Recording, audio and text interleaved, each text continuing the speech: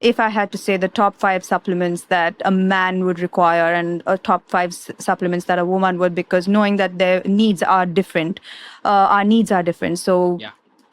I, what would the top 5 be? Yeah, and some of them are pretty similar. So magnesium, I would say for both men and women. Zinc is another one. Roughly 25% of our population is deficient in zinc, and the more if you encounter a cold, a fever, flu, we learned a lot about zinc, of course, with COVID. It was really popular. We realized that Right. I viruses, remember.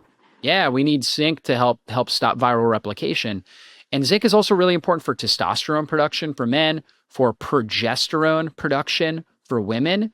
And that's huge. A lot of women are not producing enough progesterone to be fertile. And then also, particularly as women get into perimenopause and menopause, both estrogen and progesterone lower, but progesterone, typically they have more trouble producing progesterone. And that can cause a lot of these unwanted perimenopause and menopausal symptoms. So zinc could really help support the progesterone production as well as testosterone. Really important for immune function, really important for brain health, a wide variety of things, skin health, immune balance, helps keep the immune system balanced, thyroid function. So zinc I find to be really important for both men and women. Vitamin D is another really common deficiency we see in our society. Of course, we naturally get vitamin D from the sun, but most of us are spending a lot of time indoors, or we're also in climates oftentimes where we're not close enough to the equator to be able to get enough vitamin D from the sun year round. And so vitamin D supplementation can be really helpful from that perspective. So those would be 3 big ones that I would recommend across the board for most people. And then for women, depending on like if they're menstruating, if they're in their menstrual cycle, iron can be really helpful. So we see roughly young women, almost 40% of young women are deficient in iron. And I would say probably higher levels in India than in the United States, because there's a higher amount of vegans and vegetarians who are not getting real good bioavailable iron from their diet as well. And when women are menstruating, they're losing a lot of iron there, and you need a certain amount of iron. Now, most men have too much iron, so it's actually the opposite for men. Most men actually have too much iron, so actually getting blood draws helps bring the iron down, and that can be really helpful. But for most women, you're going to need more iron, especially if you are menstruating and you're on a vegan diet. Those would be big risk factors that would say you probably need more iron. Okay, so that's big. Now, if you're eating red meat, that's a good form of iron. So that would be your best iron source, or organ meats too. Like, not that they taste great, but liver, heart, things like that are great sources of iron. There may be a large need for iron with your population base, because I would imagine most of the people listening to you and following you are probably women, and probably younger women. And so iron would be a big one to look at. And one test you can get, obviously you can get a full iron panel, and you can also ask for a serum ferritin. So if you're just getting a complete blood count, they're going to look at your red blood cells, your hemoglobin, and iron is so key for red blood cell and hemoglobin production. And hemoglobin is what brings oxygen. It carries oxygen. You need oxygen to produce energy in all the cells. And so if that's flagged as low, then they're going to say, okay, you're anemic, right? And you definitely need iron, but it might be trending low, but not be flagged. And they'll say, oh, everything looks fine, right? We'll keep an eye on it. Right. But you still, But you're not, yeah, but you're struggling, right? yeah. And so you can also ask them for a ferritin level as well, which is a storage form of iron. And I like to see that between 50 and 100, somewhere in that range, 50 to 100, maybe up to 150. If it's lower than 50, you probably need a little bit more iron. Okay. And so oftentimes the blood work will look good other than the ferritin, and it will be 12, right? And the person doesn't feel good. And most doctors are going to say, well, everything looks fine, right? But it's not fine. And so that's where it's in a sense, it's before you got the anemia, right? You want to catch it beforehand. You want to be more preventative. And that's when you can address that with the iron. So that's key. And then I would say B12 is also a very common deficiency. This can be for men and women as well. And B12 is oftentimes a deficiency because, number one, we're not getting enough animal products, right? Your plant forms of B12 are not, like from mushrooms and things like that, they're not highly absorbable. It's a pseudo form of B12. And so you're really not getting the B12. And so in India, 100 years ago, they didn't have B12 deficiencies, but B12 deficiencies are an epidemic in India now. One of the reasons is because 100 years ago, you grew your own carrots, you grew your own vegetables, and you would actually pull them out of the dirt. And there were soil-based organisms on the plants that you would eat. And that actually was a form of high quality B12. And now everything's refined, cleaned, and we're not getting it directly from the farmer. And so what happens, we're not getting the B12, especially if we're on a vegan-based or a vegetarian-based diet. So you will get B12 if you're eating fish. If you're eating chicken, you'll get some B12, but it may not be a sufficient amount, especially if you don't have good stomach acid, or if you're taking some of the medications that I talked about before, any sort of like acid blocking medication or pain medication, steroid, that's all going to deplete vitamin B12. So those would be key ones. And a good high quality multivitamin should have sufficient forms, and taking that regularly can help support those areas. And there may be cases where you need more, right? And of each of those nutrients and more things in general. So, but overall, I would say those would be really good ones to focus on. I mentioned how men tend to not need iron because men don't have menstrual cycles, right? And so most men actually will have too much iron. So I think something like great in Indian culture, you guys use turmeric a lot, right? And you drink herbal teas. Some of these things like turmeric actually helps to reduce iron levels for people that have too much iron, which can be really helpful. And so a lot of times women that are anemic, I will take them off of using turmeric, but men or postmenopausal women that have too much iron will increase the amount of turmeric to help pull some of that excess iron out. And too much iron in the blood, so too little iron, we don't produce enough oxygen, right? We don't get enough oxygen to the cells of our body, right? If we have too little iron, because we don't have the hemoglobin carrier.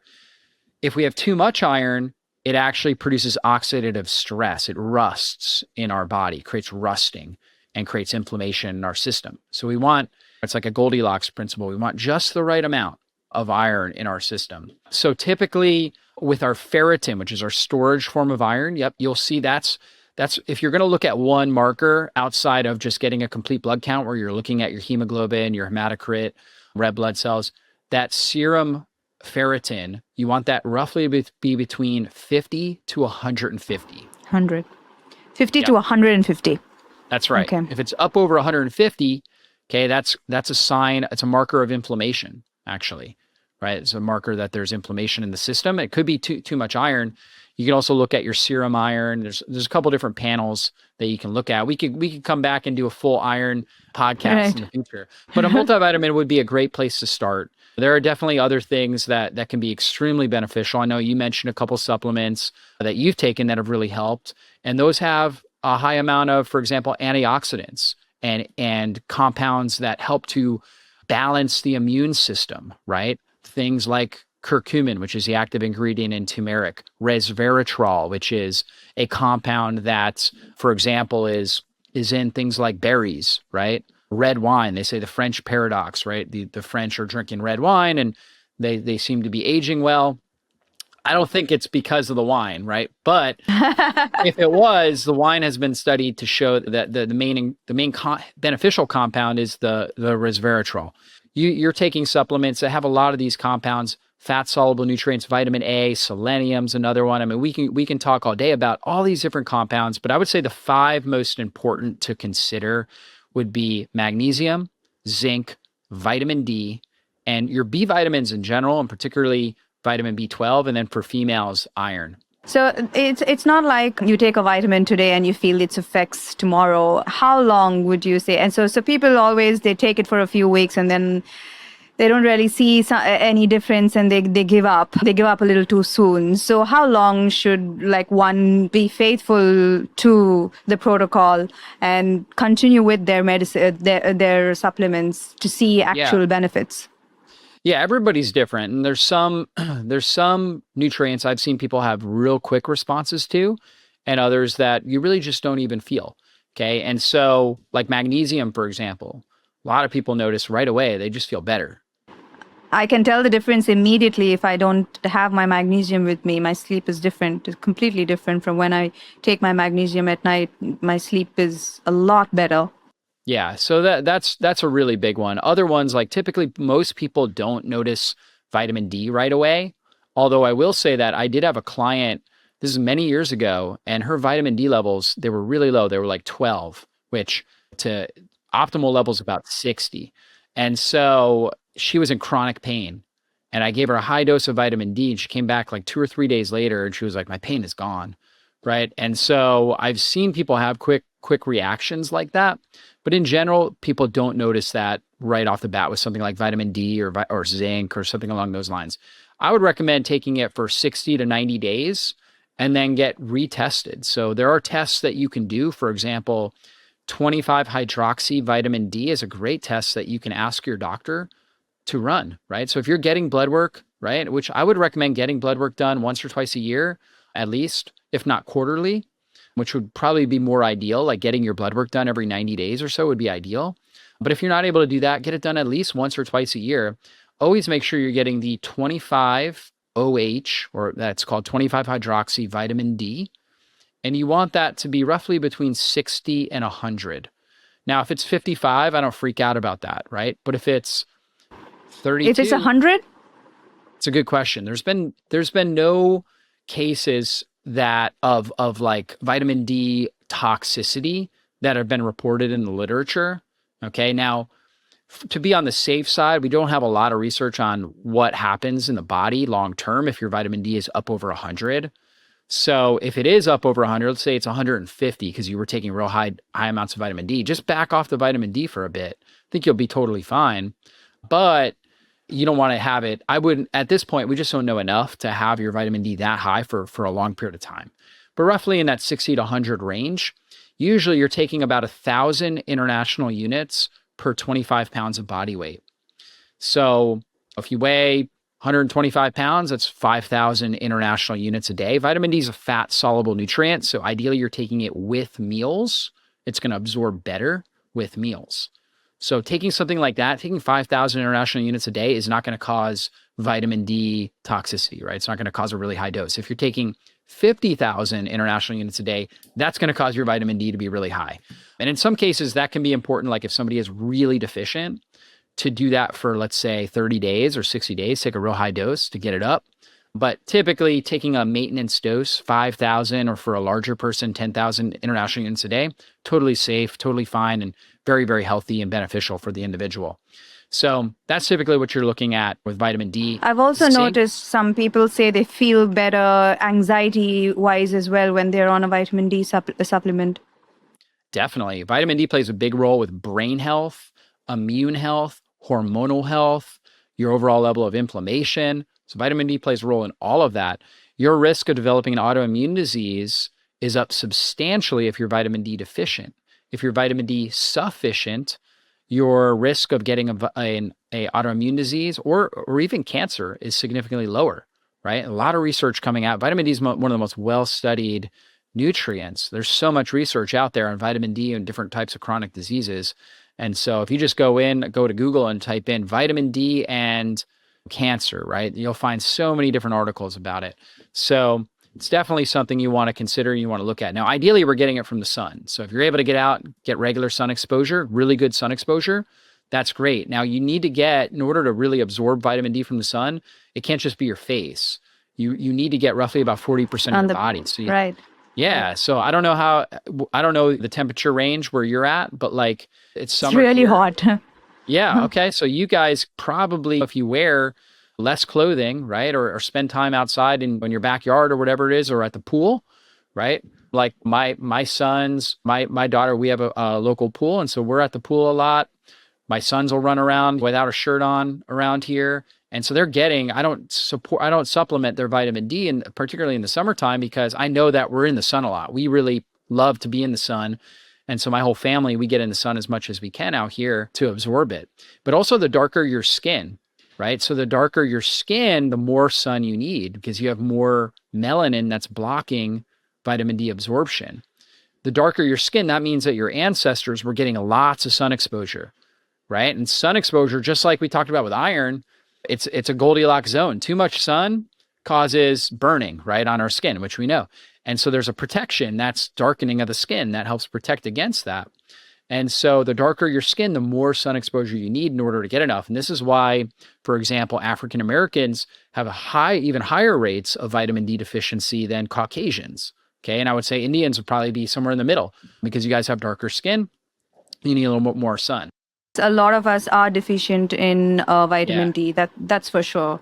And also, I think we're a little because. Yeah, and also we don't love the sun so much. I don't think any of us like to tan. Right. If you see Indians anywhere, they will be with an umbrella. so I don't think we are getting enough sun. Actually, I'm pretty sure we aren't getting enough sun. So that's definitely one we want to address. Vitamin D. Zinc is another big one, like I was talking about earlier, and zinc is super key. I would typically recommend an additional 10 to 25 milligrams of zinc. Now, getting 10 to 25 milligrams is going to depend. Like if you feel like you get frequent illness, if you get sick, like somebody has a cold, you get it, right? You're like, oh, why am I always the one that's getting the cold? Adding in a little bit extra zinc, like 25 milligrams a day, and taking that with a meal as well can be really, really helpful there. So I think that's really supportive and really beneficial. If you have an autoimmune disease, right? Zinc can be really beneficial. If you have had acid reflux a lot, right? And maybe you've taken heartburn type medications, that depletes your zinc. So taking a little extra zinc there can be really beneficial in those cases. If you're having menopausal symptoms or perimenopausal symptoms, then that can also be beneficial. Or acne, even individuals with a lot of acne has been shown to be for many people a zinc deficiency. And so there's a number of reasons why you might want to take a little bit more, like 25 milligrams. I don't recommend taking more than that unless it's short term. If you're like if you have a cold or you develop COVID or a flu, then you can do something like 100 milligrams spread out throughout the day for 3 days or so to help you kick it quicker. But in general, stay around that 10 to 25 range. Yeah. So say, doc, I add to cart this bunch of supplements and I'm ready to go and I take my supplements really carefully and I ignore the rest, right? I'm like, I still have this stress, everyday stress, crazy stress. I'm not sleeping enough. I'm working extra. I'm eating food on the go. Does the supplements even work? Yeah, it's a good question. I always say your health outcomes are going to be roughly 90% your lifestyle, and supplements will be the extra 10%, right? And in some cases, for some individuals, it might be weighted a little stronger, like if you're very vitamin D deficient or very magnesium deficient. But in general, it's the lifestyle that's the key. That's the foundation. So keeping your stress under control, really prioritizing restorative sleep and a good circadian rhythm is incredibly important. Good nutrient-dense diet, good positive relationships, good self-talk, right? Things that you're saying to yourself. Oh, all so critical. Regular exercise and movement, very, very important, right? And so these are the things that we want to prioritize. That's the foundation. Supplements are not going to rescue you from a bad lifestyle, right? And so supplements are just there to help optimize your overall health along with the foundation of a healthy lifestyle.